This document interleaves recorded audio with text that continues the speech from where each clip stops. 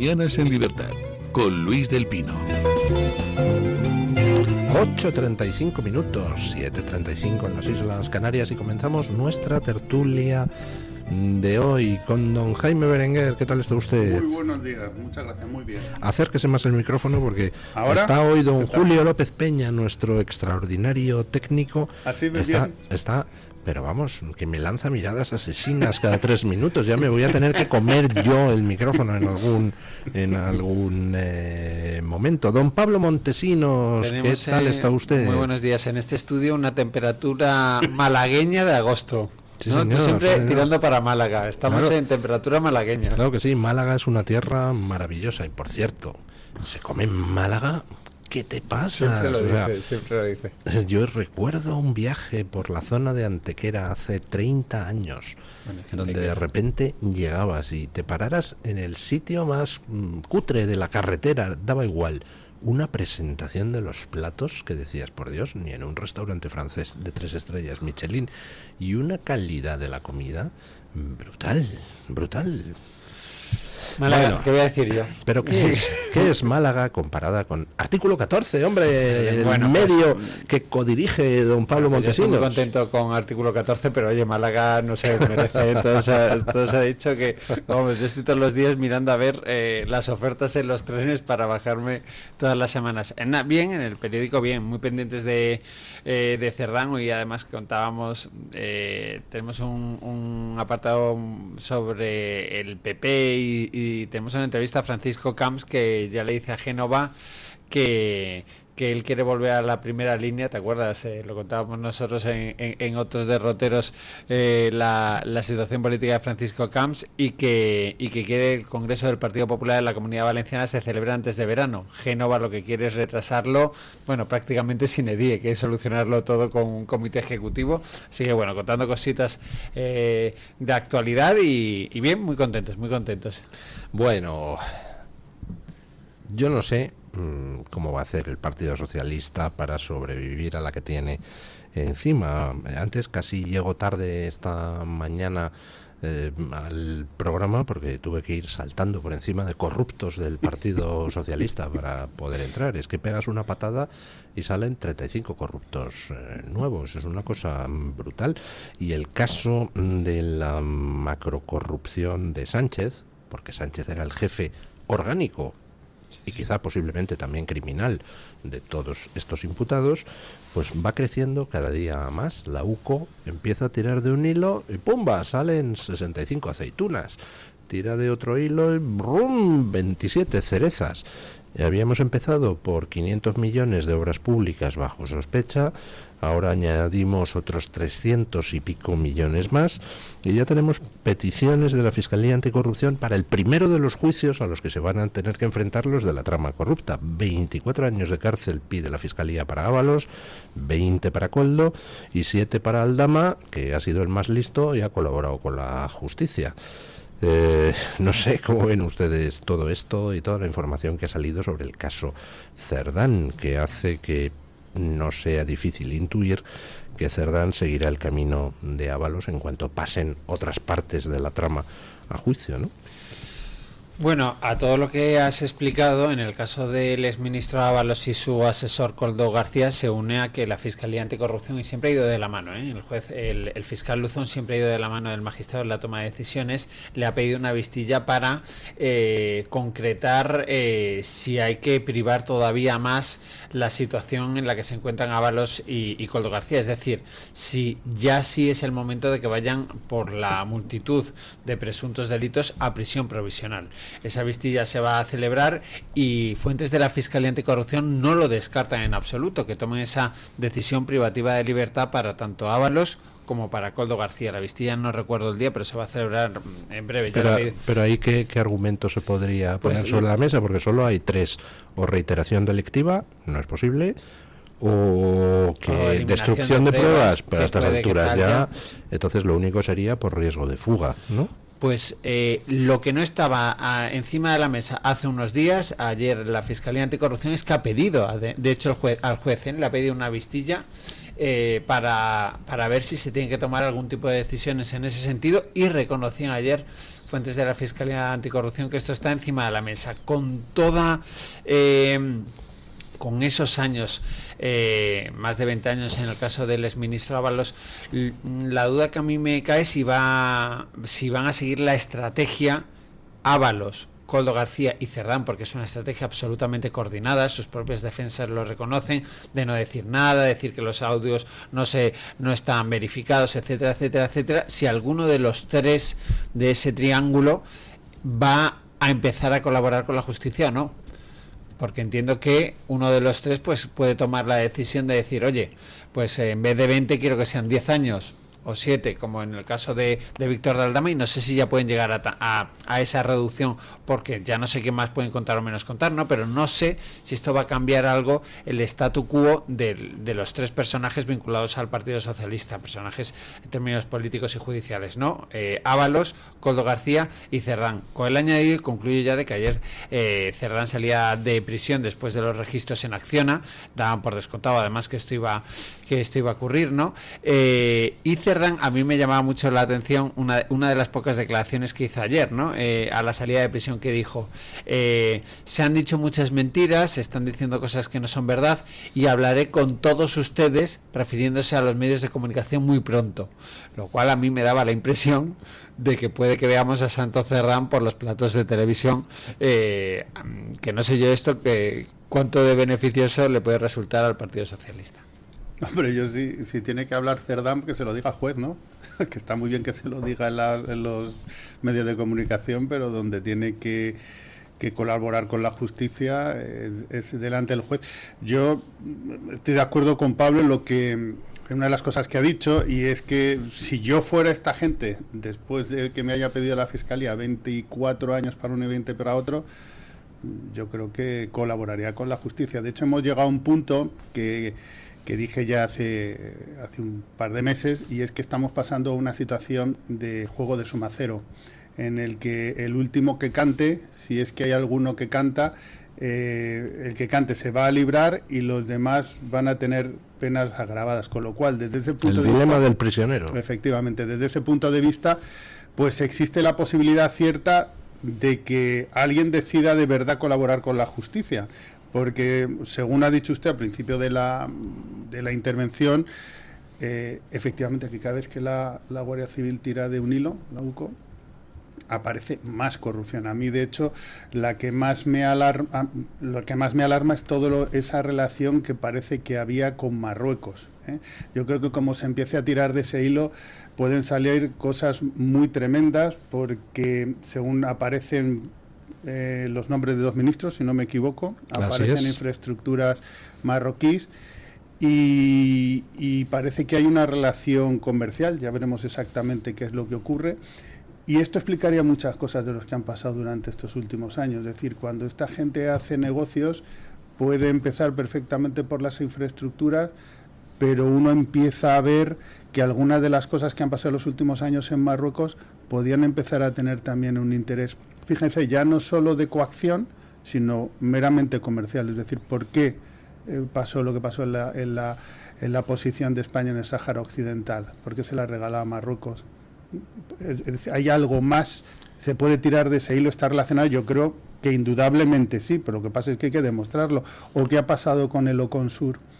Mire, esta mañana estaba repasando lo del Oconsur, y creo que fue en 5 años consiguieron decomisar más de 1 millón de toneladas de hachís, casi 36.000 kilos de cocaína, 2 millones de cajetillas de tabaco, y se deshizo aquella unidad en contra del criterio de la Guardia Civil y en contra del criterio de los jueces antidroga. ¿Por qué pasó aquello? O sea, esa relación comercial, esa relación de colaboración, ¿hasta dónde llega y por qué? Entonces, todo eso lo saben Koldo, o quizá, seguramente, Cerdán y Ábalos. Eso es lo que tienen que hacer, no tienen que irse al programa de televisión X o Y, lo que tienen que irse es al juez y decirle, mire, yo no me quiero pasar, ni yo ni mi mujer, porque ahora empieza a estar involucrada la mujer de Cerdán, los hijos de Ábalos, yo quiero llegar a un acuerdo con usted para que mi familia no llegue a ese punto, pero yo voy a tirar de la manta. Es verdad que la derivada familiar está ahí, es indiscutible, ¿no? Los testimonios que se desprenden del informe de la UCO, del último informe de la UCO, el patrimonial respecto a Santos Cerdán, lo que ponen encima de la mesa es que no solo se enriqueció presuntamente e ilícitamente Santos Cerdán con esa trama del 2%, es que llevaba detrás a todo su entorno familiar, particular, etcétera, etcétera, etcétera. De hecho, hay testimonios que ponen en una situación muy comprometida a su mujer. La Paqui, la tarjeta del Corte son Inglés, carne de meme. La conocía todo el mundo, etcétera, etcétera, etcétera, ¿no? Entonces, bueno, pues sí, carne de meme, pero que también demuestra pues una impunidad, una práctica de impunidad total, porque es decir, no solo es que tú, no, es que ya era tu familia, en Navarra, pero, Pablo, que te creías que era absolutamente el rey, es decir... Como Pedro, es decir, es que es el mismo, el modus operandi es el mismo. Hablamos de la familia de Ábalos, hablamos de la familia de Cerdán. ¿Y qué me dicen ustedes de la familia del presidente? ¿Y qué me dicen lo que salió ayer, creo que fue entre ambas aguas, hablando de las relaciones de Isabel Rodríguez y de cómo su marido, que era panadero en un supermercado, lo nombran alto directivo de una empresa importantísima energética del IBEX que tenía que recibir 1.600 millones de euros de ayuda del gobierno? ¿Y qué me dicen del marido de la señora, de la presidenta del Congreso? Ahora se me dio de la cabeza, cuando era presidenta de la Comunidad Balear, que su marido era jardinero, desbloquea unas operaciones urbanísticas y los constructores, curiosamente, le encargan la urbanización de todos los jardines a la empresa. Es que eran humanitas. No, pero todo eso, es decir, es que incluso en el modus operandi, cuando se intenta deshacer la trama, te das cuenta que la manera de hacerlo es exactamente la misma, aunque aún no tengamos pruebas fehacientes, porque eso es lo que tiene el Estado de Derecho, de decir que el presidente concretamente es el número uno o el número que sea y ha intervenido. ¿Cómo no va a intervenir, por favor, en las relaciones o lo que haya hecho con su hermano y con su mujer? ¿O acaso no sabía que estaba su hermano viviendo que estaba en un coche metido en el parking de Moncloa? Es decir, esto es una trama y a mí no me gusta hablar de trama de corrupción porque es corrupción, pero cuando uno habla de corrupción y lo centramos demasiado en el tema económico, parece que son unos chorizos de aquella película de los años 50, ¿no? Que mora atraco a las 3. Bueno, no, esos eran unos chorizos, por eso, chorizos entrañables, exactamente, unos pobres jubilados. Es que esto va mucho más del choriceo.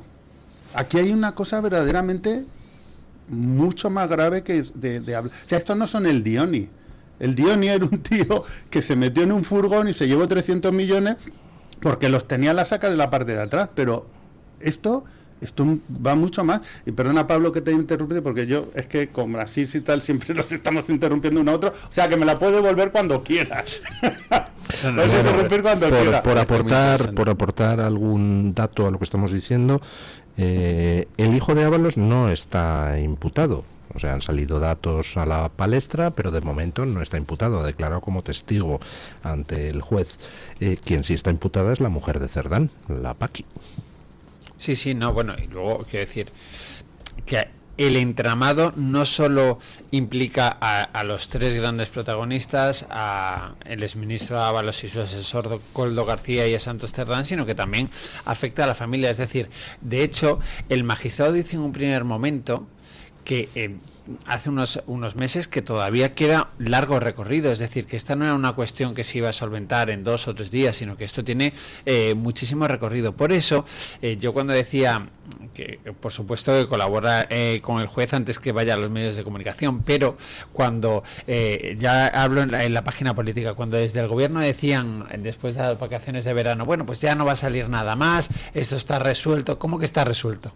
Es decir, vamos a una vistilla para Ábalos y para Koldo García para ver si cambia su situación procesal o no.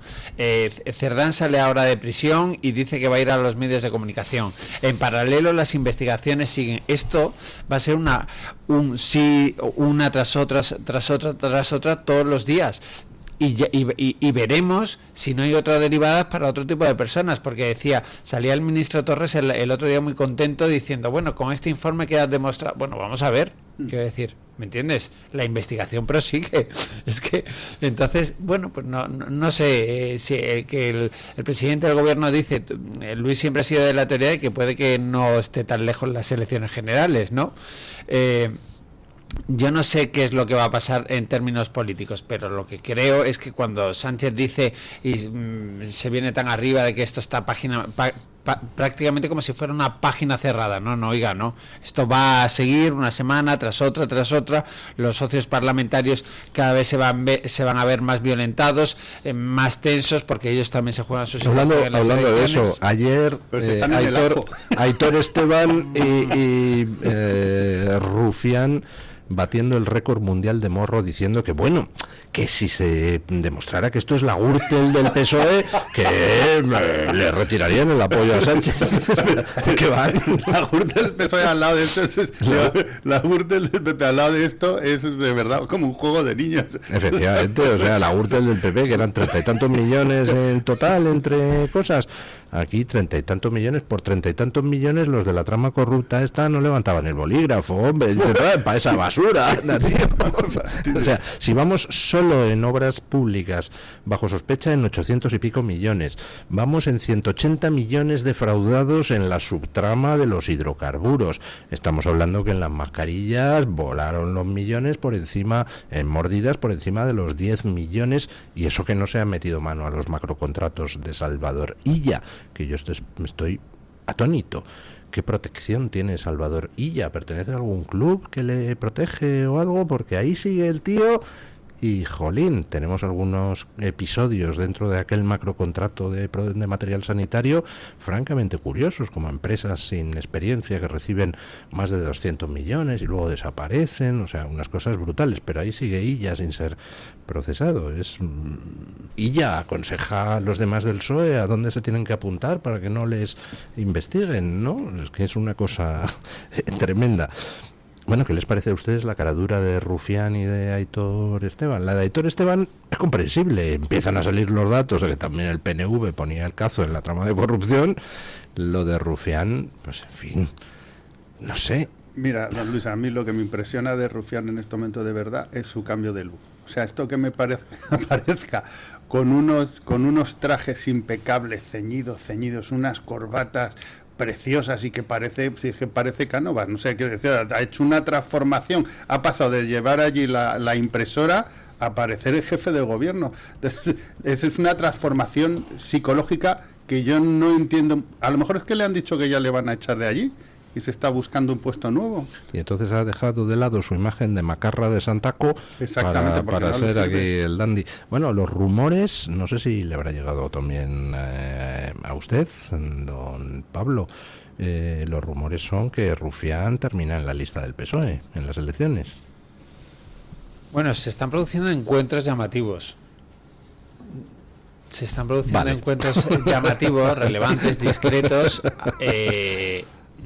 Esta misma semana Gabriel Rufián se vio con el ministro Bolaños y con el portavoz socialista Pachi López. Se vieron. Hombre, Rufián. ¿Qué negociabas ahí? Quiero decir, no sé el desarrollo de ese encuentro, pero sé que se vieron en el centro de Madrid, vamos, en un restaurante. De forma, bueno, pues no es habitual, quiero decir que, bueno, es verdad que son socios parlamentarios Esquerra y el Partido Socialista, pero en los márgenes de las reuniones oficiales, etcétera, ellos mantuvieron un encuentro que no sé, lo digo porque está bien tirado, quiero decir, y esto, bueno, pues no sé de qué hablarían porque de verdad no lo sé, pero sí sé que ese encuentro se produjo entre el ministro Bolaños, el portavoz Pachi López y el portavoz de Esquerra Republicana. Y es verdad también que Gabriel Rufián, bueno, pues se ha convertido en un capote muy bueno para Pedro Sánchez. Es verdad que también a veces les pone un poco, les canta las 40, pero en las filas socialistas hablan muy bien de Gabriel Rufián. Saben que cuentan con su apoyo, pase lo que pase, pero ¿qué estaría negociando Rufián en esa comida? ¿Estaría negociando algo para ERC o para Gabriel Rufián? Sí, bueno, aquí lo que a mí, vamos, esto yo ya lo sabía, pero no era consciente de que en este momento llegáramos a este punto. ¿Te han dado cuenta que es que España es como un mercado persa? O sea, en el fondo lo que ha dicho usted del PNV y de ERC es que todos se están trincando. O sea, o por un puesto, o sea, cuando echaron a Rajoy, la moción de censura, todo es mentira. Ya cuando ganaron las elecciones del 23, no ganaron, cuando se celebraron las elecciones del 23, una de las cosas que dijo Cerdán, que es que me resulta muy llamativo que esto se haya quedado en el olvido, es que ellos llevaban meses negociando con Junts. O sea, llevaban planeando desde hace meses que si se daba la ocasión les iban a investir. Y aquí el que no pide un puesto en una gran empresa, lo meten de consejero en una pública. Si no me metes a 3 allí, como según parece en distintas empresas importantes de sectores estratégicos al PNV, además te doy y te regalo porque sí el patrimonio del Estado un palacete en París. Eso, o sea, España está en ese punto. Falta cárcel para tanto chorizo y tanto corrupto, sí. Sí, yo creo que, salvando todas las diferencias, pero para que se entienda un poco el tema conceptual, aquí lo que hace falta es un gran juicio de Nuremberg, es decir, aquí tiene que ir mucha gente a declarar qué ha pasado con los medios de comunicación. O sea, por ejemplo, ¿realmente Tezano se va a ir de rositas con lo que ha hecho? ¿Se va a ir de rositas el presidente de televisión, ¿cómo se llama?, director general de Televisión Española, con lo que está pasando en Televisión Española? Todos los medios que han colaborado, artículos que querían, por gente que quería ponerle el nombre de una calle, ¿no?, creo que era Jordi Évole, a Cerdán, todos esos colaboracionistas del sanchismo, que el sanchismo lo que es lo que están todos los cuales están cobrando del asunto. Exactamente, están cobrando, esos van a salir de rositas, porque a lo mejor no es una pena de cárcel, pero se van a ir sin dar explicaciones de lo que han hecho. Claro, porque dicen, no, que es obediencia debida, porque toda esa gente es la que se está Sánchez por sí solo no podría hacer lo que está haciendo en el país, sino con un conjunto muy nutrido de personas a todos los niveles que están colaborando con los medios de comunicación, en las redes sociales, en las empresas. O sea, lo que ha pasado con Acción es terrorífico. Lo que supuestamente... Por cierto, acabo de retuitear lo que publica The Objective. La patronal de la construcción guarda silencio tras el escándalo de Acciona. Da la casualidad de que Acciona, como empresa, está en la junta directiva de la patronal de la construcción. Claro. Y da la casualidad de que el código ético de la asociación pone especial énfasis en la lucha contra la corrupción. ¿Tiene algo que decir la patronal de la construcción? ¿O perro no come perro? O algo que callar. O algo que callar. Es que algo que decir o algo que... Bueno, es que es objetivo que los corruptos políticos tienen sus aliados en los empresarios o en determinados empresarios, es decir, quiero decir, tú no puedes llevarte la trama del 2% si tu interlocutor de frente no te dice, ok, vamos a ello, claro. Vamos a ello, ¿no? Por lo cual, pero en este caso vamos a ver cómo se materializa, pero el juez del Supremo ya ha dicho a 3 altos cargos entonces, ¿no? De Acciona, bueno, uno fue expulsado, pero el otro, el comunicado fue hace tan solo unas horas, ¿no? De Acciona ya le ha dicho, tienen que venir ustedes también, que vamos a hablar en calidad de imputados, ¿no?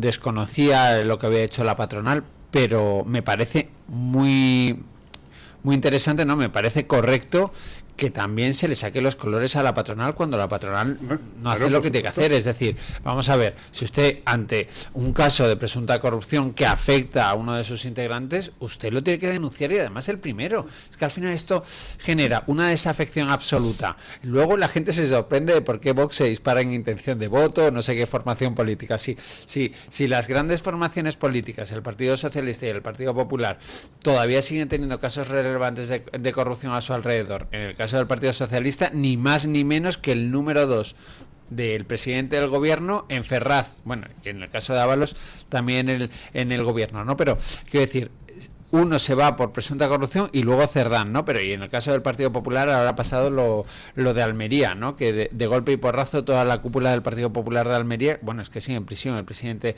de la Diputación de Almería, pero también afecta a las administraciones, a la institucionalidad. Al final la patronal es como una institución en sí, entendedme, ¿no? Pues es cuando hay cuestiones relevantes, pues la patronal es un actor importante que hace sus declaraciones, etcétera, etcétera. Y en esto te callas, pues al final estás teniendo las dinámicas habituales de Pablo, también de los políticos. El que yo creo que dio con el término que además se popularizó y ahora es voz populi, fue Carlos Martínez Gorrarán cuando le llamó la economía de amiguetes.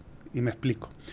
Al final, esto es cuando vemos las películas del Padrino, oye, yo quiero la obra tal, aquí no. Entonces, en vez de utilizar los cauces legales y normales, que es la libre competencia, presentar el mejor proyecto a mejor precio, tú para conseguir eso lo que haces es ir a Don Vito, le das el 2%, que encima tiene una empresa pantalla con un contrato privado, en fin, para que con la intención de delinquir. Y claro, cuando tú haces eso, luego nos extrañamos que la economía del país vaya mal, porque no hay competencia. Pongo un ejemplo. Imaginemos que ahora unos chavales jóvenes, da igual, de menos de 40, quieren llevar a cabo un proyecto, me da igual si en la construcción o en cualquier otro servicio, en los que tengan que licitar con la administración pública. No tienen nada que hacer. Entonces, al final, estamos en una economía absolutamente esclerotizada, incompetente, porque no es capaz de generar valor ninguno. Y los jóvenes y la gente emprendedora y la gente que quiere poner en funcionamiento los negocios, se va a la mierda.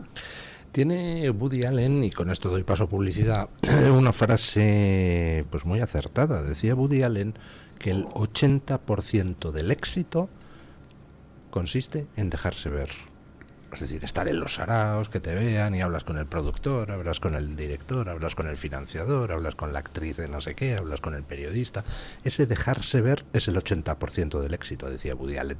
Y cuando las cosas funcionan de forma no corrupta, pues oiga, es casi inevitable. Al final, pues tú con quién haces negocio. Pues hombre, con alguien que conoces mejor que con alguien que no conoces, con alguien que te cae bien mejor que con alguien que te cae mal. Eso es humano y es inevitable. El problema es cuando ese dejarse ver al final termina derivando en conversaciones de ¿y cuánto para mí?, ¿no? Entonces ya la hemos fastidiado, porque lo que son los contactos sociales terminan derivando en la creación de tramas corruptas en lugar de en una simple cosa espontánea y natural donde la gente se entiende con los que mejor le caen. Bueno, pausa publicitaria, y me dice un oyente que acabo de poner una televisión, no la nombraré, no es una televisión de izquierda precisamente, y ¿sabe de qué están hablando? No están hablando de Koldo, ni de Ábalos, ni de la corrupción del PSOE, están hablando de Franco. Pues normal, que para eso están las televisiones que cobran del gobierno. Pero nosotros vamos a hacer... en todo caso se presta. El día en todo caso se presta, sí, pero bueno, digamos que es más importante la corrupción, ¿no? Sin ningún tipo de duda, pero nosotros ahora me acabo de acordar como el día que llevo, hoy empecé hace 22 años con mi mujer, o sea que la he liado parda. Celebrando el aniversario del 20N. Pero la he liado parda, ahora mismo en el descanso le mando un mensaje. Bueno, pues nosotros vamos a hacer al revés que esa televisión. Ya hemos hablado de la corrupción del PSOE y ahora pues sí que vamos a hablar un poquito de Franco, porque luego entrevistaremos a Jorge Vilches por un libro muy interesante que ha sacado, y además pues hoy El Español se despacha con una encuesta pues muy sugerente sobre cuál es la opinión de los españoles sobre el franquismo, y la verdad es que, bueno, iba a decir que resulta sorprendente, pero no estoy seguro de que sea sorprendente. Pausa publicitaria y a ello. Tu voz, tu libertad, tu radio. Radio Libertad. El Teatro de la Zarzuela recupera El Potosí Submarino de Emilio Arrieta, una zarzuela cómico-fantástica en 3 actos bajo la dirección musical de Iván López Reynoso, en una desternillante versión de Rafael Villalobos sobre la corrupción y el tráfico de influencias en la España del 93, del 19 al 30 de noviembre en el Teatro de la Zarzuela. INAEM, Ministerio de Cultura, Gobierno de España. Presentamos Navarretinto, probablemente la mejor explotación de cerdos ibéricos de España, situada en la dehesa extremeña. Durante la montanera, los cerdos se alimentan de bellota de encinares sostenibles. Nuestra denominación es de bellota 100% ibérico. Mención exclusiva Pata Negra. Navarretinto tiene como norte la excelencia. Si le gustan los productos ibéricos, llámenos al 91 625 02 28. Con total garantía de satisfacción. La doctora Margarita Esteban, especialista en medicina estética, llega a Madrid con el revolucionario tratamiento Endolit para la remodelación corporal sin liposucción ni quirófano. Consigue eliminar esa grasa localizada o tensar esa piel flácida que tanto te trae de cabeza, de piernas, brazos, glúteo o abdomen con Endolit. En una sola sesión y sin postoperatorio. Infórmate en la consulta de la doctora Margarita Esteban en la Clínica Sandra Oliveira, Antonio de Maura 7, El Retiro, o agendando tu cita médica en el 689-707-317. ¿Con cuántas personas te cruzas cada día? En nuestro país, 1 de cada 4 vive en riesgo de pobreza o exclusión social. Una realidad que no siempre es visible. La de más de 12 millones de personas que hacen tu mismo trayecto, que se sientan a tu lado. En la Fundación La Caixa, acompañamos a quienes más lo necesitan, para que nadie viaje solo. Entra en quenadieviajesolo.org. Hazlo visible. Fundación La Caixa.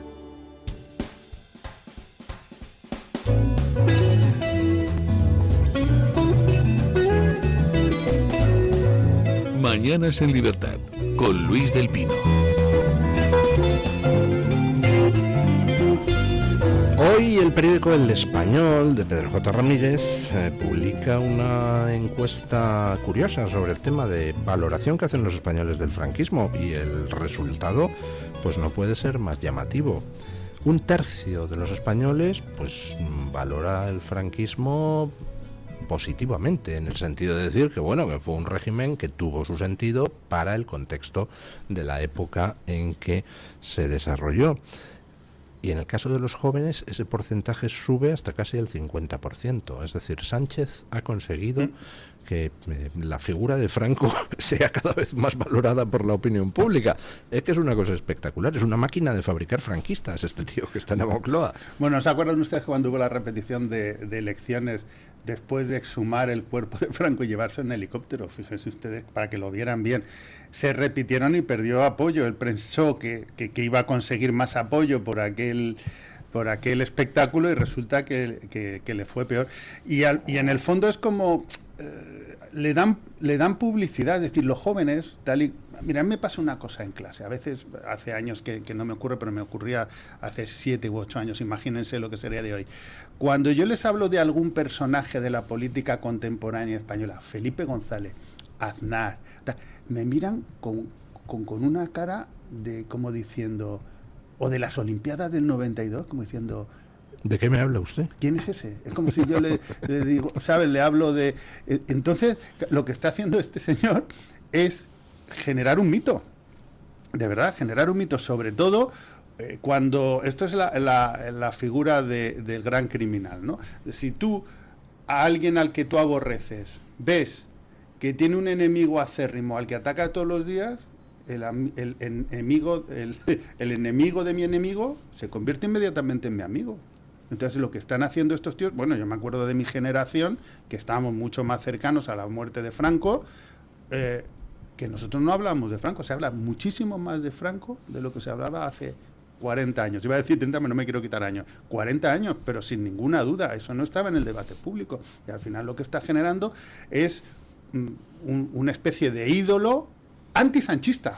Hombre, yo es que, jolín, yo soy mayor que usted y yo he vivido la transición. Tampoco mucho, ¿eh? Tampoco mucho, oiga, sí, le llevo unos añitos, ¿eh? Bueno, se nota en la madurez de mis juicios. Eso también es verdad.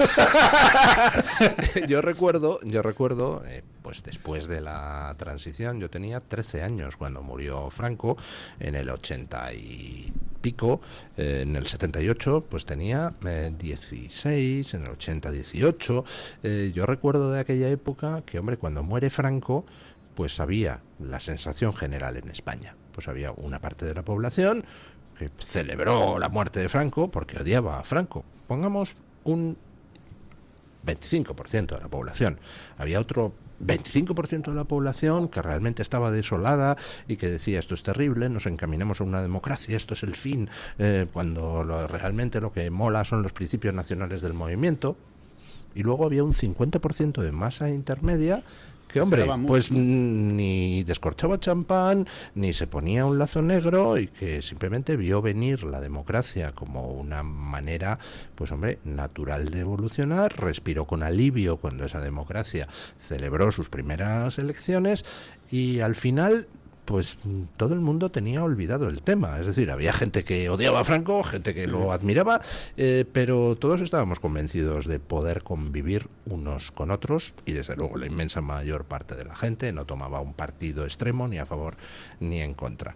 Y estaba superado todo el asunto. Y de repente llegó Zapatero con recordando todos los enfrentamientos entre españoles, y a partir de ahí empieza una radicalización de las posturas pues completamente absurda, innecesaria, extemporánea. Para usted, pero para él, ellos están encantados, es lo que decía él. Hay que generar tensión, porque la mejor manera de dividir España en dos grupos es esta, no hay otra. Y todo el mito que han generado alrededor. Por ejemplo, ahora una noticia muy interesante que saca Artículo 14. Resulta que el gobierno se está gastando más dinero en el 20N que en la política de violencia de género. Creo que es lo que está diciendo la primera noticia de portada de Artículo 14. Pues eso en sí mismo nos da una idea de cuáles son las prioridades de este gobierno con esa intención de incendiar el país. Y es el único sentido que tiene. Claro, ¿qué pasa? Que para un conjunto de jóvenes que, bueno, pues efectivamente, si este señor, al que yo aborrezco, al que llaman lo que llaman cuando están por ahí de copas, odia a entonces tiene que ser mi amigo. Sí, tiene que haber hecho algo bien. Lo que está claro, es lo que está Sánchez. consiguiendo este tipo. O sea, si un tío que pacta con todos los que odian a España y tratan de perjudicarla te dice que Franco era malo, dices, pues si a este tío no le gusta, tenía que tener algo positivo, al menos, ¿no?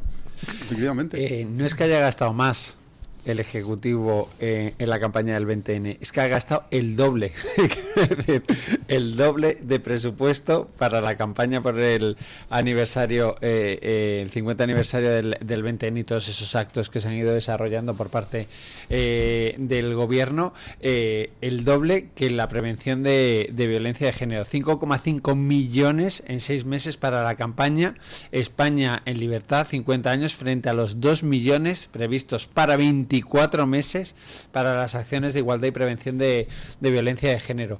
Ayer estuvo la jefa de Economía, Itziar Elizalde, revisando las partidas presupuestarias, y la verdad es que el dato era bastante relevante. Bueno, acogiéndome a lo que decía en la mesa, lo que decía Luis, es que los discursos políticos también tienen consecuencias relevantes, ¿no? Y cuando Pedro Sánchez pues quiere poner el foco en esto, seguramente para dividir, para tensionar, para generar esos muros, ¿no? Que lo hicieron tan famoso a él cuando habló de esos muros en la sociedad, pues eso afecta a la convivencia. A mí, sinceramente, yo soy un poco más joven que vosotros, me preocupa muchísimo que haya un tanto por ciento de jóvenes tan alto que mire a la dictadura de Franco con cierta simpatía. Me parece que es de llevarte las manos a la cabeza. ¿Por qué? Porque yo creo, Luis, que tú lo has explicado muy bien, ¿no? Ese paso de la dictadura, la transición, y luego cuando una mayoría ya dijo, bueno, pues con ilusión vamos a vivir por la convivencia, por la democracia, y vamos a meternos en este sistema, ¿no? Yo quiero decir, creo que falta no pedagogía, sino un poco historia aséptica para saber, oiga, que entre estar en un régimen en el que las libertades de todos no estaban garantizadas, la libertad de prensa, que nosotros podamos hablar con libertad, decir lo que queramos, la transformación de la mujer, es decir, que la mujer pudiera tener el papel que se merece, igualdad real, y todavía quedan muchas cosas por hacer, es decir, pero sobre todo que hubiera libertad, quiero decir, que todo el mundo pueda tener la misma libertad y que eso. Pero ha puesto pues, usted no dos ejemplos interesantes. Uno, el del papel de la mujer. Pues evidentemente con la democracia el papel de la mujer pues se ha normalizado. Todavía quedan cosas, pero quedarán cosas, pero vamos, una mujer y un hombre son iguales Yo en tengo una deberes jefa, y yo derechos. tengo una jefa, vamos.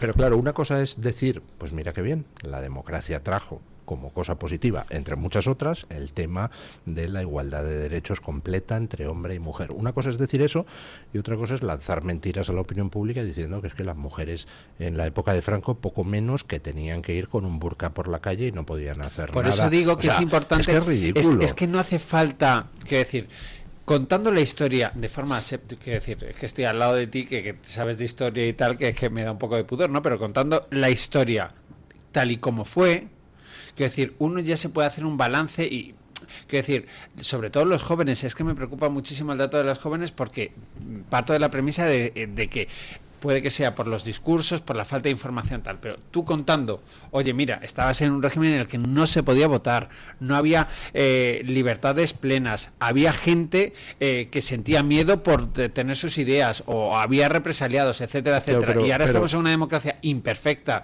sin ningún tipo de duda, pero ha puesto, aquí ha puesto usted y yo podemos hablar libremente, sin problemas, meternos con quien nos dé la gana, y si no, pues ya lo alertaremos, pero la diferencia no es verdad, y precisamente en el tema de la libertad de prensa es una de las cosas donde hombre, hemos algo más de libertad, poco.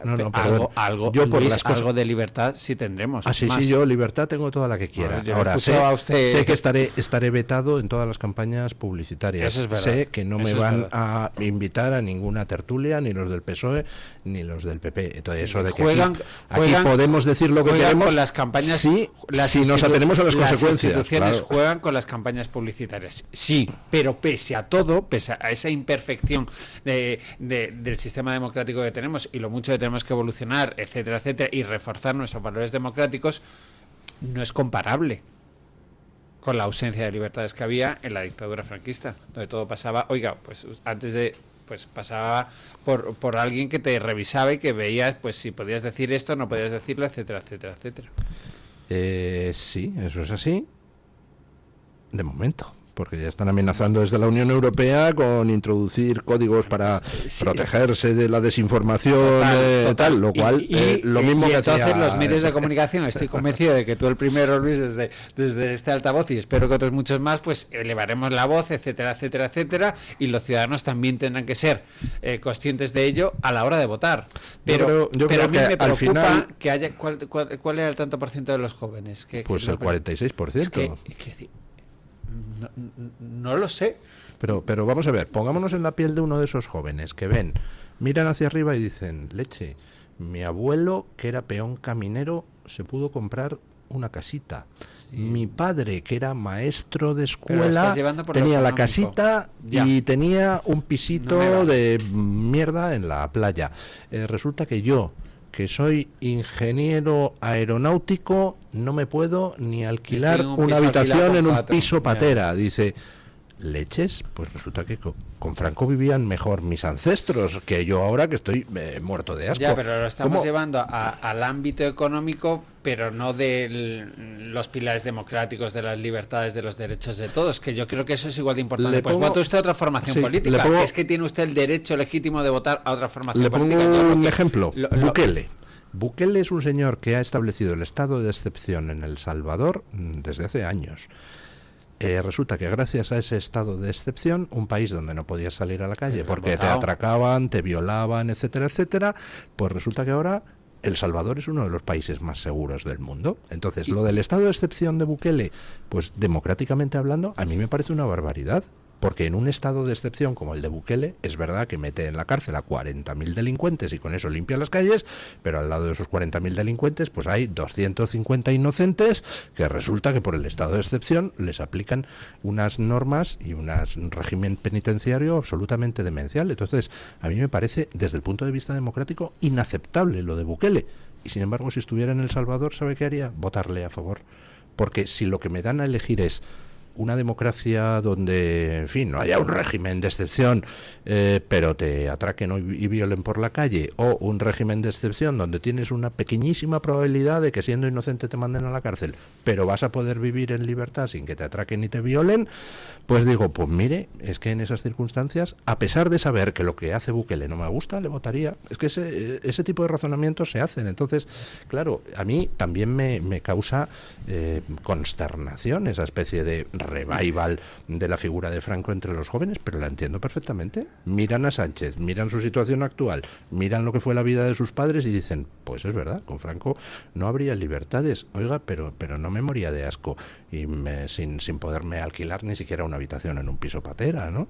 Es que lo que está haciendo Sánchez es terrible, porque está quitando a los jóvenes toda ilusión de futuro. Se están yendo jóvenes de España a mansalva a trabajar en el extranjero y no vuelven. ¿Por qué? Porque en el extranjero ganan más dinero, tienen unas posibilidades, y aquí en España se mueren de asco y ven como, venga, a subvencionar llegada de gente de fuera. Y dicen, caramba, yo soy el último orejón del tarro, que dicen los argentinos. O sea, sí, yo estoy de acuerdo con usted, pero que lo entiendo, y yo creo que usted lo entiende también, ¿no? Claro, la verdad, yo entiendo, quiero decir, entiendo la argumentación, es decir, sobre todo si lo llevas al prisma económico de la seguridad, en el caso de Bukele, ¿no? Entiendo el razonamiento de, quiero decir, yo tengo sobrinos, tengo, quiero decir, he visto la situación de que no puedes comprar la casa, de que el alquiler es terrible, soy plenamente consciente de ello y creo que la juventud está viviendo una situación muy complicada, porque es cierto que tenemos a los más preparados, pero que son incapaces de emanciparse, etcétera, etcétera. Pero en frío dices, esto está muy mal, pues usted opte por otras opciones políticas que busquen revertir esa situación, pero irnos a un régimen en el que tus libertades queden limitadas o incluso definitivamente acabadas, o que se persiga al que no opina como tú, o que no puedas tener la orientación sexual que tú quieras, como ocurrió con Franco, que haya gente con miedo para que tú en lo económico vivas mejor, pues a mí no me cabe en la cabeza.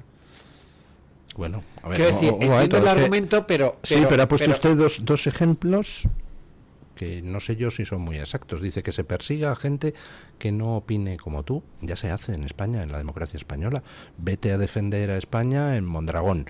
Vete a defender que tus hijos estudien en castellano en Barcelona. Entonces, esa ventaja sobre el franquismo se desdibuja un poquito. Tienes razón en esos dos ejemplos que me planteas, pero creo que no era equiparable a lo que se vivía. Quiero decir, pues, estoy absolutamente de acuerdo en que en Mondragón, el constitucionalista tal, y además tenemos cómo era esa, ¿cómo se llama esa mujer que fue tan valiente de Mondragón, la que fue alcaldesa del Partido Popular, que estuvo... No, pero no era en Mondragón, dice usted Regina Otaola, pero era en otro pueblo que no me acuerdo en estos momentos cuál era. Pero yo creo que estamos diciendo lo mismo, básicamente.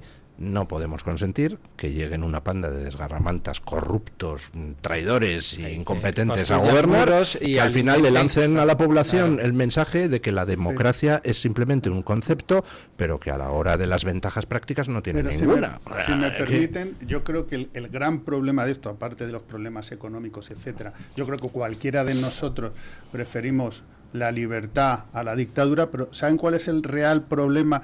Yo creo que hay detrás de todo esto, que al final la izquierda ha vuelto a presentar un sistema político de parte.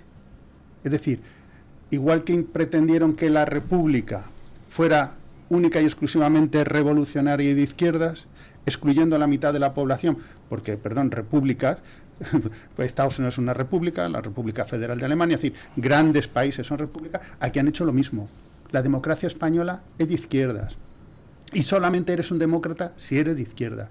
Y entonces lo que están consiguiendo es que la mitad de la población no se identifique con el sistema democrático, porque los están expulsando, que es lo que hacen absolutamente siempre. Si tú, el único que pueden ser defensores de los públicos son los de izquierda, los únicos que pueden ser solidarios con los pobres son los de izquierda, los únicos que defienden la libertad son los de izquierda, cuando precisamente la historia nos demuestra que si ha habido alguien que son absolutamente anti la libertad de cualquier tipo de... son ellos, y esto que hacen es falta de libertad. Están Además, expulsando. los únicos que pueden defender, que pueden vivir en la democracia son los de izquierdas, y no todos, porque como seas de izquierda, seas feminista y seas antitrans, entonces te agreden por la calle, te expulsan de todas partes, Bueno, te claro llaman que sí, terfa y no sé qué. efectivamente. Y si eres de izquierda, pero crees en la unidad de la nación española y estás en contra del separatismo catalán o gallego o vasco, pues entonces lo mismo, eres escoria a la que hay que expulsar Es del más, seno de la izquierda. Véase, por ejemplo, lo que pasó con el alcalde de La Coruña, véase, por ejemplo, lo que ha pasado con aquellas partes del Partido Socialista en Cataluña que se horrorizaron ante la deriva separatista del partido. Están todos expulsados, todos fuera, no son demócratas, ¿no? Claro, y eso es lo que está pasando, porque tú eres malo simplemente por ser derecha. ¿Cuándo ha habido cualquier sitio donde la izquierda de verdad haya tenido la hegemonía, donde haya habido un atisbo de libertad? Nunca jamás, nunca en ningún sitio, que me pongan un solo ejemplo. O hay una democracia liberal de por medio y hay un partido de izquierdas que asuma la democracia liberal, es decir, la libertad individual, que es en lo que se basa, o no existe. Entonces esta gente lo que es permanentemente un ataque a las libertades de los demás. Claro, llega un momento, un que dicen, pues si esto es la democracia, yo no soy demócrata, porque me han expulsado. Es que están en la permanente expulsión de la gente que no piensa como ellos de todos los foros. La universidad pública, ¿qué pasa? ¿Solo pueden ir los de izquierdas? ¿Solo podemos defender la libertad? Pero no, yo no defiendo la universidad pública porque sean funcionarios o trabajadores del sistema público, sino porque lo que hay detrás de una universidad pública es la defensa del derecho inalienable que nos hemos dado entre todos los españoles a poder estudiar. Pero el derecho es tuyo. Es del ciudadano, no es de la institución. No, pues aquí para ello lo importante es que sean unos funcionarios y que tú no puedas educarte en una universidad privada o en un colegio privado.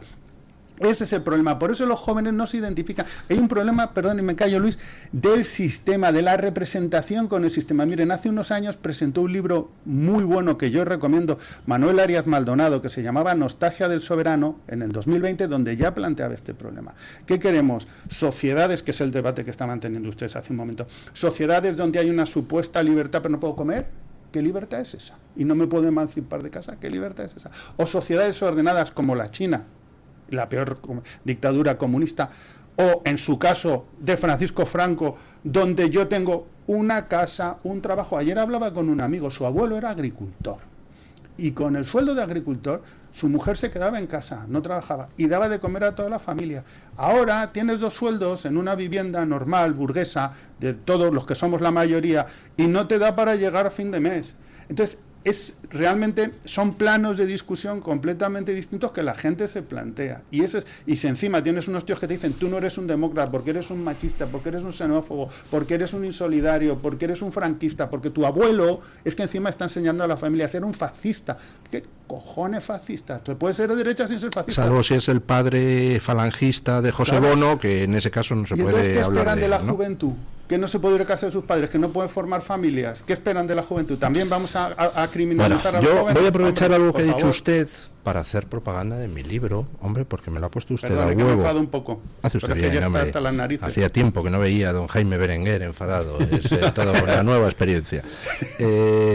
Ha dicho usted eso de la manía que tiene la izquierda de expulsar del sistema a los que no piensan como ellos, ¿verdad? ¿Sabe usted dónde se inaugura eso en España? Pues se inaugura exactamente el 27 de octubre de 1810 en las Cortes de Cádiz, cuando la primera decisión absolutamente ilegal que toman las Cortes es declarar que la soberanía ya no residía en el rey, sino en las Cortes, lo cual era en sí un golpe de Estado. Pero es que a continuación deciden que todo aquel que no esté de acuerdo con eso ni puede ser diputado ni puede participar como funcionario en el sistema. Es decir, excluyeron a todo el mundo que no estuviera de acuerdo con su golpe de Estado. Resultado, excluyeron al 95% de la gente, que era la que seguía convencida de que la soberanía residía en su rey prisionero Fernando VII, ¿no? Eso es. Fíjate que viene metido la cuña publicitaria. Cómprense yo, el difamado, mi libro, que es una biografía seria sobre Fernando VII, donde desmonto todos los mitos sobre ese rey tan injustamente maltratado por esa izquierda que tan bien sabe usar la propaganda. Son unos maestros los tíos. Pausa publicitaria y nos vamos a hablar de otro libro, porque ya veo que está por ahí por fuera del estudio nuestro invitado de hoy, don Jorge Vilches. Tu voz, tu libertad, tu radio. Radio Libertad. En un entorno idílico, más de 100 profesionales, psiquiatras, internistas, psicólogos, psicoterapeutas, terapeutas ocupacionales, enfermeros, celadores y administrativos, trabajamos en el Hospital Psiquiátrico San Francisco de Asís, en Málaga, con un solo objetivo: sanar al paciente mental. Infórmese en www.hospitalsanfrancisco.com y llamando al teléfono 952 20 14 64.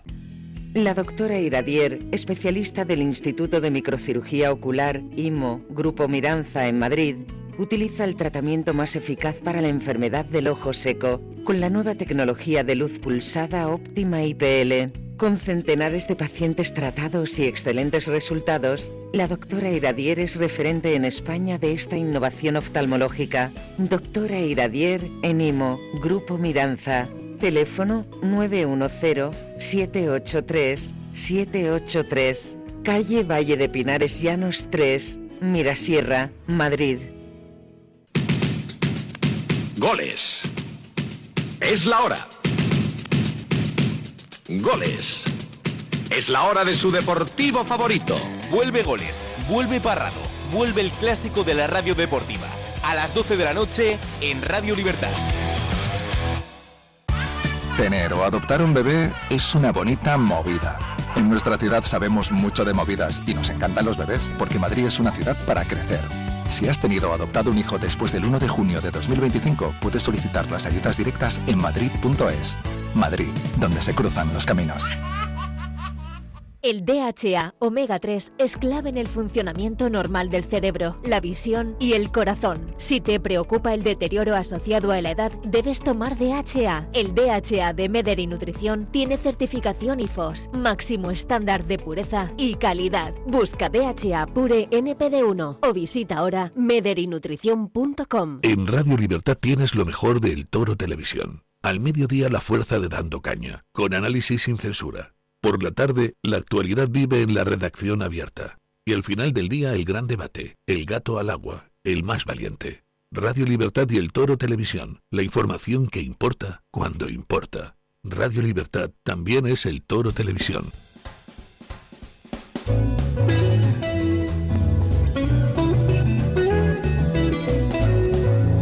Mañanas en Libertad, con Luis del Pino. 9:31 minutos, 8:31 en las Islas Canarias, y se incorpora a nuestra mesa de tertulia el historiador don Jorge Vilches. ¿Qué tal está usted?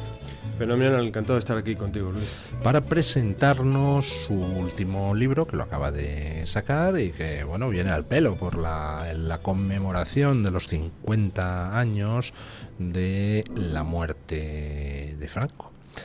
1975, esta España viva, esta España muerta, es el título del libro, un guiño a Cecilia, ¿no? Sí, el subtítulo del libro, Esta España viva, esta España muerta, hace referencia a la conocidísima canción de Cecilia, que justamente la censuraron porque era, al final se quedó como Esta España mía, esta España nuestra, por decisión del búnker, de los inmovilistas, porque ella había escrito Esta España viva, esta España muerta, y nos pareció un buen subtítulo justamente para describir esos últimos años del franquismo en los que moría algo, que era el régimen de Franco, el movimiento nacional, una manera de entender nuestro país, y nacía una idea nueva, mucho más moderna, democrática, con más libertad, que era la que personificaba Juan Carlos y la inmensa mayoría de españoles. En el libro usted hace un análisis histórico. Primero, pues habla de cómo era la sociedad en aquel entonces, ¿no?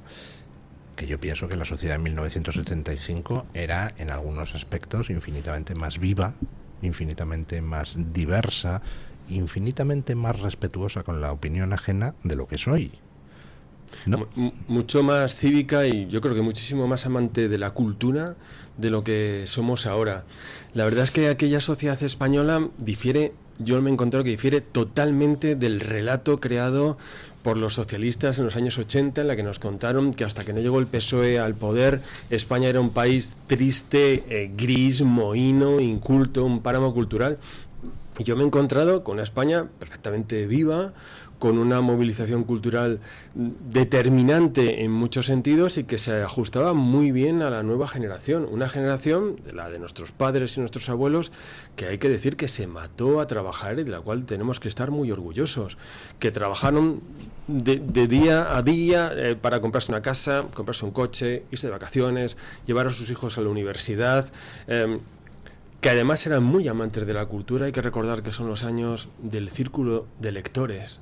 Círculo de Lectores que llegó a tener 1 millón de suscriptores, que llevó la mejor literatura a los rincones más recónditos del país. Y claro, yo recuerdo a Sonsoles Onega en una de nuestras televisiones diciéndole a una señora muy mayor, diciéndole, usted no bailaba durante el franquismo. Y la señora decía, ¿cómo no bailaba, señora? Por favor. Y claro, yo me metí a fondo en aquella España cultural de la época, y era la España de Rafael Acarrá, de Georgie Dan, que es el primer éxito del verano, fue aquel de Georgie Dan, la de saca el whisky Chelly para el personal. Es decir, una España que salía, que se divertía, que leía, que estaba hambrienta de cultura. No solamente por sí misma, sino porque gracias a los últimos años del franquismo había recibido una enorme influencia exterior de toda la cultura pop y novedosa que nos venía del resto del continente. Así es, toda esa promoción del turismo que había hecho Fraga cuando todavía, en fin, no se había vuelto nacionalista gallego, perdón, pero que hizo una excelente labor. Por cierto, muy curiosa la mutación que sufre el régimen, porque Fraga era el aperturista. Fraga es un señor al que el régimen sanciona, en fin, le mandan de embajador a Inglaterra porque tocaba mucho las narices, y Fraga es quien saca la ley de prensa que abre un poco lo que era, que relaja la censura. Y por el contrario, Adolfo Suárez era el secretario nacional del movimiento, era el duro, y sin embargo llega la transición y ¡flup!, de repente mutación. Fraga pasa a ser el carca y Adolfo Suárez pasa a ser el ídolo del aperturismo, ¿no? Son de esos giros de guión curiosos que en España somos especialistas. Narra usted en el libro lo que era la situación política en aquel momento dentro del régimen, con familias dentro del régimen peleadas unas con otras, con familias dentro de la oposición peleadas unas con otras, ¿no? Y entonces va usted trazando, pues, qué era aquella especie de mare magnum, aquella especie de caos del que sin embargo pues al final salió algo bueno, ¿no?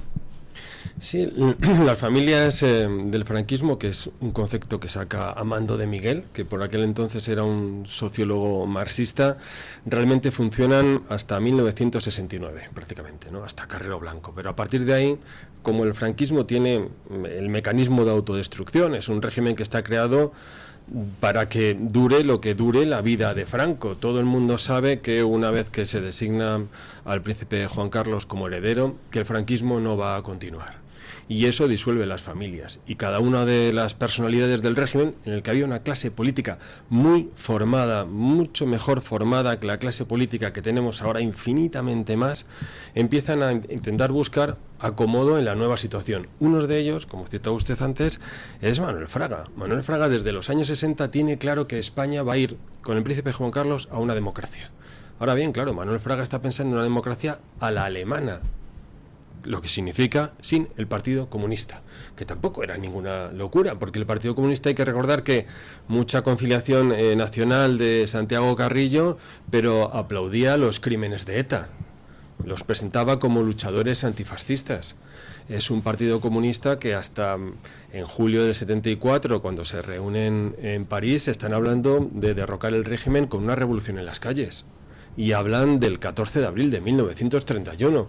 Aquello espanta a la mayoría de los españoles, que lo que quería era orden, por esta prioridad. Querían orden, justicia social y algún tipo de participación política. En ningún caso querían derramar sangre, como estaba ocurriendo en Portugal con la Revolución de los Claveles, y mucho menos querían una dictadura comunista. Lo tenían perfectamente claro. Y el gran intérprete de todo esto, hay que reconocerlo, que es Juan Carlos. Juan Carlos enseguida capta cómo es la sociedad española, también gracias a Torcuato Fernández Miranda, y sabe que los españoles quieren ese cambio moderado. Y eso se ve en las encuestas. No hay tanto al final, en el año 74 y 75, una tristeza por la muerte de Franco, como sobre todo una esperanza por lo que significa Juan Carlos de Borbón. A renglón de esto que cuentas de la figura del rey Juan Carlos, también esta semana hay actos vinculados con la Casa Real. El Congreso de los Diputados, mañana viernes, que se me está haciendo la semana larguísima, pero mañana ya es viernes, ¿verdad? Mañana hay acto en la carrera de San Jerónimo, creo que está la princesa de Asturias, no sé si están los reyes también. Parece ser que el rey Juan Carlos va a un encuentro discreto el sábado a Zarzuela, sin cámaras delante. ¿Qué opinión tienes de todo esto? Es decir, se ha orillado la figura del rey Juan Carlos, no sé si con esa comida en Zarzuela queda esto resuelto o no, si tendremos... Quiero decir, tu percepción o tu opinión de por qué se ha orillado, o si no se debería de haber orillado la figura del rey Juan Carlos, pese a lo que se ha sabido después. El problema que tenemos en España es que confundimos la vida privada con la vida pública, con lo cual desestimamos la gran labor política que ejerció Juan Carlos en su momento. Y la Casa Real, Felipe VI, conoce perfectamente esta circunstancia y sabe que ahora mismo la presencia del rey Juan Carlos puede suponer un deterioro de la monarquía, que se va a aprovecharla no solamente este gobierno, que es evidentemente republicano, sino los aliados de este gobierno. Y por otro lado, Felipe VI conoce perfectamente que su principal labor es el mantenimiento de la monarquía. Ocurrió con Juan Carlos, yo lo cuento en el libro, con don Juan de Borbón. Él supo meterle, digamos, en el carril, porque don Juan de Borbón fue un personaje, en fin, muy mal aconsejado, que en un momento determinado incluso apoyó a la Junta Democrática en la que estaba liderada por el Partido Comunista para derrocar el franquismo. Y eso, claro, Juan Carlos no quería una cosa así. Lo que quería presentar Juan Carlos era una casa, una familia real unida en ese momento de la transición cuando muriese Franco. Felipe VI ha aprendido perfectamente la lección y por encima de ese amor que se tiene al padre está el mantenimiento de lo que es la monarquía parlamentaria y constitucional que tenemos ahora. Hace lo que tiene que hacer, es su deber. ¿Qué le parece la encuesta del Español que publica hoy, donde dice que 1/3 de los españoles valora positivamente el franquismo como algo pues que era natural o que tenía su sentido en la época en la que se produjo, y ese porcentaje sube hasta el 46% entre los jóvenes? ¿Qué le parece? ¿Sabes lo que ha pasado? Que de forma paralela a esta memoria democrática oficial del gobierno hay otra memoria histórica, que es la que recibimos de nuestros padres y de nuestros abuelos. Y en esta generación, la nueva, se da cuenta de que nuestros padres y nuestros abuelos recibían una recompensa a su esfuerzo laboral y podían comprarse una casa, tenían un trabajo más estable, tenían unos sueldos mucho más dignos. Entonces ahí se ha creado esa nostalgia, no por una dictadura franquista, sino por la sociedad que vivió durante el franquismo, en la que se veía recompensada ese trabajo. Porque con un esfuerzo en casos mucho menor al que se tiene ahora y con edades menores, se obtenían mejores resultados. Es lógico que se piense en una situación tan negativa como esta, oye, que ayer nos enteramos de que la vivienda está hoy más cara que nunca. Que pienses, oye, pues antes se vivía mejor. Algo se está haciendo mal, ¿no? Algo se está haciendo mal. Sin embargo, claro, mis padres o mis abuelos, oye, pues tenían una casa en Madrid o en Barcelona, tenían luego una casa en la playa o tenían en la sierra, me dieron una educación y hoy no puedo nada más que compartir una habitación en un piso, ¿no? Y es ese contraste. No es tanto volver a una dictadura, sino aquella sociedad. Que no creo que nadie tenga nostalgia de eso. Yo estoy de acuerdo con el análisis. Lo que al final la gente dice es, bueno, pues cada época tiene sus cosas, y en aquella época, pues leches. Resulta que mis padres tenían unas ventajas en ciertas cosas que yo no tengo. A cambio tenían unas desventajas en otras cosas, ¿no? Pero claro, es que si se prima el bienestar material, porque ahora nuestros estados lo que priman es el bienestar material por encima de la libertad. Si haces eso, la nueva generación le va a dar mucha más importancia pues a una vivienda y a vivir bien que a tener la libertad. Claro, esta gente encima lo quiere compensar con la libertad en la identidad de género, con la gente, en fin, eso le parece muy poca cosa. Bueno, don Jorge, ¿cuánto tiempo le ha llevado a hacer este libro? Pues un par de años. Pero han sido un par de años que me lo he pasado bomba, porque la mitad del libro está dedicada, claro, a la vida cultural y la vida social. Pues a conocer cómo los españoles pasaron de ver la tele con los vecinos a verla en familia. El primer electrodoméstico que entra en la casa es la tele, porque lo que quieren conocer es cómo es su país más allá del barrio o del pueblo, y a través de eso conocen el mundo entero. El segundo electrodoméstico que entra es el frigorífico, que hay el frigorífico y los otros electrodomésticos cambian el papel de la mujer en el hogar y empieza a trabajar fuera de la casa. Eso hace que se empiece a contratar mucho servicio doméstico y llegan a Madrid pues gallegas, asturianas, extremeñas, andaluzas, y cambia la geografía urbana absolutamente. De hecho, siendo cínicos, ha hecho más por la liberación de la mujer, la lavadora y el lavaplatos, que todas las ideologías feministas juntas. Pues posiblemente. Son años de los que yo lo cuento en el libro y que se tiene muy poco en cuenta el impacto, por ejemplo, de Corín Tellado, de cómo Corín Tellado iba en sus novelas, que es la autora contemporánea española más publicada y más leída, cosa que a Vargas Llosa le sacaba de quicio. Y que no era precisamente franquista. No era franquista. Y ella iba relatando en sus novelas, que son, ya te digo, las más leídas, cuál era el papel de la mujer moderna. Y son mujeres que ven la sexualidad no de esa forma tan estricta y moral como luego nos han querido transmitir, que son mujeres que tienen ambiciones académicas y universitarias, y son mujeres que trabajan. Y esos roles femeninos se van inculcando en las nuevas mujeres, y ese peso surge entonces. En España, tras la muerte de Franco, nos salimos del año 1975, pero vamos simplemente 5 añitos más allá.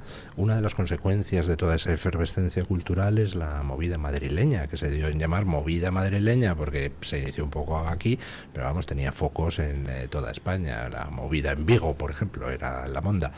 La movida madrileña yo la simbolizaría en algo que se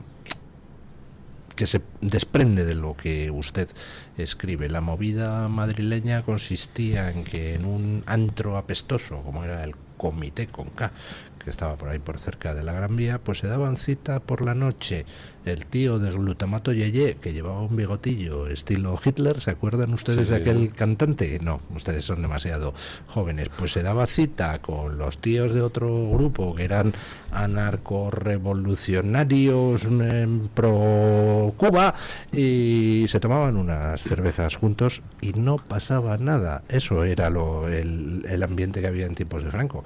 Y llegó el cretino de Zapatero y se pone a resucitar odios. O sea, es que es una cosa espectacular.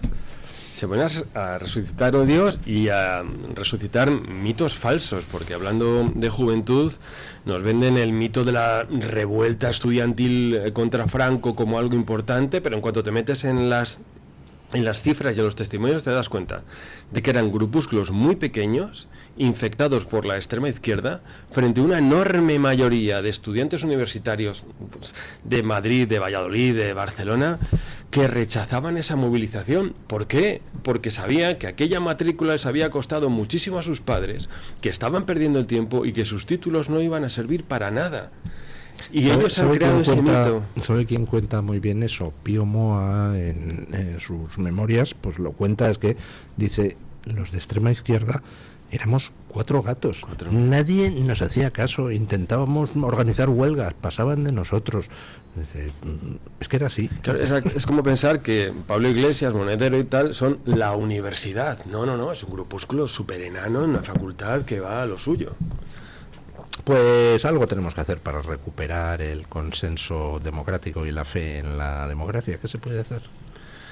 Hombre, yo creo que lo que me ha pasado a mí con este libro es que hay que sentirse orgulloso de la sociedad española, de cómo después de una guerra nuestros abuelos y nuestros padres trabajaron mucho, emigraron, hubo muchos españoles que se fueron a Francia, a Suiza, a Alemania, a trabajar de forma legal, que enviaron el dinero a España, que lloraban por su patria, que luego volvieron. Hay que estar orgullosos de aquella sociedad, que es sobre lo que tenemos que asentarnos. Y pensar que realmente la clase política, que es lo que yo he visto, salvo los dirigentes, que aquellos, insisto, estaban mucho mejor formados. Torcuato era catedrático, Manuel Fraga era catedrático, Gonzalo Fernández de la Mora, por favor, es decir, es que no tiene nada que ver con Pachi López y compañía, ¿no? Pero lo que era clase política baja... Uno ve el primer gobierno de Felipe González y dices, por el amor de Dios, si había catedráticos, había gente que había escrito libros, era gente formada. Comparas a, yo qué sé, un Darío Maraval, que fue aquel ministro de Educación, yo creo que, en fin, puso en marcha ciertas políticas educativas que eran un desastre, pero Leche por lo menos tenía una entidad, un Morán, ministro de Exteriores, que se hacían chistes sobre él, pero el tío tenía una formación tremenda. Hasta Alfonso Guerra al menos había oído a Mahler de vez en cuando. Yo creo que estaba Sartorius, Curiel, Ramón Tamames, Alberti. Te quiero decir que y eso también es muy importante cuando tú tienes políticos que tienen una sólida formación. No siempre, pero una sólida formación, yo creo que son más fáciles las cosas de dialogar con ellos, que sean capaces de ponerse en tu punto de vista, que generen cierta empatía y que tengan el conocimiento de cosas que nos pasaron, porque la guerra civil fue realmente una guerra incivil, que no quieren que se repitan y que ven y han sido capaces de asumir que aquello fue un error histórico y no lo que se está haciendo ahora, ¿no? Entonces, ese es un gran problema de los españoles, son las élites. No hay élites y las pocas que existen no están en política. Entonces es muy difícil hacer nada porque nos encontramos con hooligans. Al final los debates en el Parlamento se acaban reduciendo a un sketch de 15 segundos que se pueda meter en Twitter. Y eso es terrorífico. En la tele, sí. Entonces, y eso es lo que le llega a los jóvenes, ¿eh? O sea, la información que llega a los jóvenes, la influencia, la persuasión que llega a los jóvenes, llega aquí, son sketches cortes de 15 segundos de la realidad nacional. Entonces, al final, bueno, cuando ahora con TikTok está en un minutillo. Sí, o en 30 segundos. Entonces, al final, con esa información tú no eres capaz de elaborar una decisión informada y racional. Solo puede ser visceral, porque los medios son viscerales. Lo que nos llega no es información cognitiva, es información emotiva, emocional, ¿no? Entonces es difícil. Hay algunos y lo triste es mirar hacia atrás y decir, al final, si es que encima toda esa polarización ni siquiera era por ideología, todo ese fomentar el enfrentamiento entre españoles era para poder tener la justificación para robar como cerdos. Hegemonía política, sí, de estar yo en el puesto y poder hacer lo que hemos estado hablando en la primera parte de la tertulia, que mi marido panadero en un supermercado acabe de alto directivo de una empresa importantísima de Ibex, o que mi marido jardinero tenga todas las concesiones de que... O que el que era portero en un puticlub termine siendo consejero de Renfe. Y ese es el problema. Y eso los partidos políticos tienen muchos problemas, porque la tendencia de todo partido político es a nombrar a gente así. Bueno, a ver, un momento, no podemos acabar, son las 9:51, nos quedan 5 minutos de tertulia antes de despedir a don Jorge y antes de pasar a oyentes. ¿Hay esperanza? ¿Confían ustedes en que las cosas mejoren o esto solo va a ir a peor? Venga, acabemos con un mensaje positivo. Bueno, si es que lo bueno de que vayan las cosas muy mal es que solo pueden ir a mejor, ¿no? Y eso ya en sí mismo me parece una buena noticia. ¿Podemos caer más bajo? Bueno, yo me acojo a lo que decía Jorge de la sociedad española, porque yo veo que muchas veces ves una intervención en el Congreso de los Diputados, el debate en determinadas tertulias, etcétera, etcétera, ¿no? Parece que todo está... Y luego en la calle la gente es mucho más transversal, mucho más abierta en las conversaciones. Que todo va permeando, ¿no? Pero yo tengo conversaciones con mis amigos de toda la vida del colegio mayor, de cuando me bajo a Málaga, y la gente opina lo que le da la gana, tal, no sé cuántos, te tomas tu vinito, te tomas tu caña y se debate, bueno, pues incluso acaloradamente, pero fraternalmente, ¿no? Yo sí que veo que la sociedad española sigue siendo... Está mucho más elevada que la crispación política o las ganas de polarizarnos a todos. Luego, en lo institucional, yo creo que la institución monárquica, que la Casa Real está haciendo un trabajo muy bueno. Quiero decir, yo a veces cuando escuchas al rey don Felipe dices, bueno, menos mal, un momento sin gritos, sin jaleo, etcétera, etcétera, ¿no? Pero vamos a... quedándome con eso positivo, creo que estamos en la recta final de una legislatura muy complicada, entramos en una campaña electoral eterna. No quiero ser cenizo, Luis, pero creo que tenemos unos 2 años que va a ser de UPA. Sí, Yo lo que encadenando elección tras elección, ¿no? Sí, y eso todavía lo pone todo más complicado en aras de lo que tú decías antes de la convivencia, de que bueno, pues que podamos discutir, que nosotros hemos tenido antes un debate, pero no pasa nada, enriquecedor, etcétera, etcétera, ¿no? Las campañas electorales lo hacen todavía todo más complicado, ¿no? Pero bueno. Decía que yo lo que veo complicado son varias cosas. Primero es echar marcha atrás en este proceso de descentralización que está poniendo Pedro Sánchez en Almoneda para mantenerse en la Moncloa. Eso va a ser muy difícil porque nos vamos a encontrar a Cataluña y el País Vasco, en fin, pero eso habría que hacerlo, ¿eh? Hay determinadas cuestiones que no es normal que en Andalucía sea de una forma, en Cataluña eso de otra, absurdo. En Madrid en otra. Lo de las listas de espera no, es que hay un protocolo en Andalucía que es distinto pero bueno, la gente dirá, pero esto... Luego habría que descolonizar el Estado. Es decir, lo que nos hemos enterado hoy del embajador en Marruecos recibiendo allí a todos estos golfos para hacer negocio, y ya veremos con el informe de la UCO cuando saque el patrimonio que tiene toda esta gentuza en el extranjero. Para eso tienes que haber colonizado todo lo que son las relaciones diplomáticas, y eso tienes que hacer una limpieza que yo no sé si el Partido Popular, con el apoyo o no de Vox, será capaz de hacerlo, y luego tranquilizar a la sociedad española. O sea, hay que tranquilizarla, hay que moderar. Oye, hay 7 millones de españoles que votan al PSOE de manera imperturbable, a pesar de la enorme corrupción del pasado de putiferio de Pedro Sánchez, de haber manipulado unas primarias, de pactar con Bildu, de pactar con Podemos, y a pesar de eso se lo tragan todo.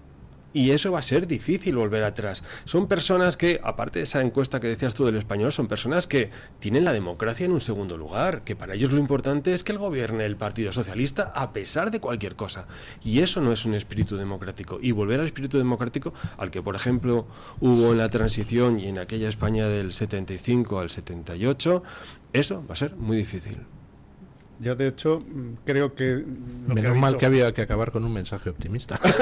Yo creo que Jorge acaba de dar la clave. Si todos esos cambios que son necesarios el Partido Popular no los hace, o con el apoyo de quien sea, el que venga detrás no lo hace, le va a pasar lo mismo que pasó con Macri en Argentina, que también estuvo muy reticente a hacer cambios, y entonces nos volvieron los Kirchner. Si vuelve a hacer con todo cariño Feijóo lo que hizo Rajoy, entonces ya no habrá vuelta atrás, porque no serán útiles, ¿eh? Entonces, y además es más, y hay que hacerlo, eso sí es muy importante, contra nadie.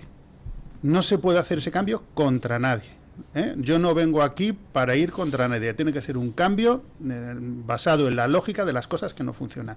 Si ese cambio alguien se cree que es quítame tú para que me ponga yo, o esto lo voy a hacer contra ti, estaremos contra el espíritu de la transición, y entonces se polarizará más todavía la sociedad española. Contra los chorizos podemos ir, ¿no? Sí, no, pero contra media España. Es decir, pero no podemos ir otra vez contra media España. Daría para otro programa, ¿no? Pero quedan ustedes emplazados. La descentralización del Estado, etcétera, etcétera, ¿no? Yo quiero decir, entiendo que el Estado de las autonomías ha funcionado muchas cosas, pero por ejemplo, en la gestión de las grandes catástrofes, por ejemplo la de la Dana en la Comunidad Valenciana, queda patente que todos se echan los trastos los unos a los otros, nadie tenía responsabilidad, pero todo el mundo tiene cargo de los incendios, y la gente dirá, pero vamos a ver, ¿cuántos son ustedes?